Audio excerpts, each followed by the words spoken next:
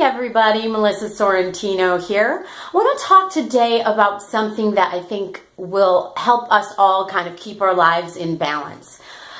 We definitely err on one side or the other of all kinds of things because it's based, I think, on our personalities. And if I was going to probably lean toward either being a hoarder or a minimalist, I don't know. I think a hoarder might consider me to be quite a minimalist and be like, where's all your stuff?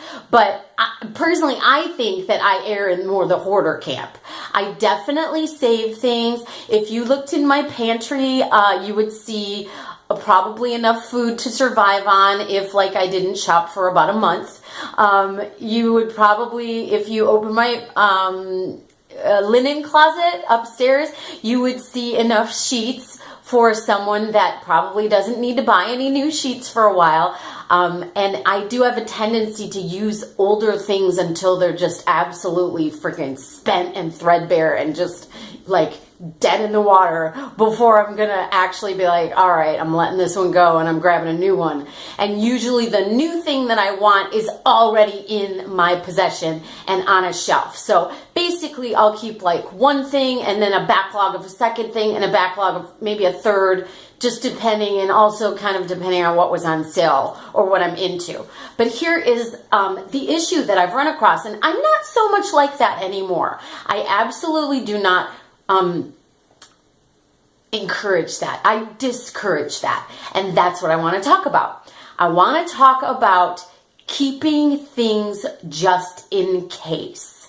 This is a very translatable concept to onstage improv work. So I think I want to start with talking about stuff in the house. When we keep things just in case, here are things that happen, okay? And I'm talking from my own experience. You think, okay, I don't know why I'm thinking of mustard, but okay, let's say you see mustard and it's on sale and it's your favorite kind of mustard and it's some kind of mustard you usually can't afford, some kind of hoity-toity mustard, right? So I'm thinking of mustard because that's like a Costco item that people will crack jokes about, like those gigantic freaking vats of mustard. And you're like, who needs these except a restaurant? Well, okay, so let's say there's a really shishi fruit. Well, actually, this is a good example because I have gift baskets that I get. Sometimes there's one particular person that sends me gift baskets, and throughout the years, I have loved them. And one of the things they actually do contain is mustard. So maybe that's why I was thinking of that. So it's got this like really fancy, fabulous mustard that probably would cost quite a bit to just buy like one at a time. They're in these like glamorous jars. They're real small, but delish, right? So I don't use those. I buy other mustards at the store, and those ones just sit in my pantry like for a special day. I know you guys can relate to me. I'm sure I'm not the only one that does this. So what I've started doing is when I go to use them, it doesn't have to be a super special occasion. It can just be special enough that I can say, I'm in the mood to use this special thing today. The reason is this. I used to keep them for so long that, oh God, I hope she's not watching, but like occasionally I'd open one and it was like kind of dried up and like not good anymore. So that happens. That happens to me with candles losing their fragrance, organic soaps losing their fragrance. Sometimes I like stationery supplies. Sometimes I'll go to use those and they're not in as good of shape as they were when I first bought them. Thank goodness I'm not to the point where like they're yellow and look like old parchment paper or anything like that. But they get, like paper, maybe it's just not even as like, I'm not really into it as much. Like if I was really into roses for a while and I bought everything with a rose on it that I could get my hands on, cut to like 4 years later, you're like, I'm kind of over roses. I'm into something else right now. So what happens is what we've kept in the back like no longer applies. I like that phrase. It no longer applies. So in our lives, if we look at something, we need to use what applies right now. Like, let's say doesn't apply today, but it might apply tomorrow. But that doesn't mean it's going to apply 5 years from now, right? Like when I open the gift basket, that doesn't mean I immediately have to open up the mustard and just start chowing down on it, that jar of mustard like the next day. What if I'm not in the mood for it? But the next time I feel like mustard, I should grab that one. It serves for today. It serves for right now. And in improv, okay, we have situations on stage that come up where we're trying to stay in the moment. We need to stay in the moments, you guys. You can't be in an improv scene and expect it to be successful if you're hoarding your ideas for later. There is no later. We're in later. We're in the present. The present is now. And what happens is this. We're moving forward, right? I hope I can make sense of this. It just came to my mind. Okay, so we're moving forward in like a flow, right? And if we are constantly projecting something out there in the distance that we're expecting to get to, and it's like, well, I'm not going to, eat that mustard today. I might eat it in later.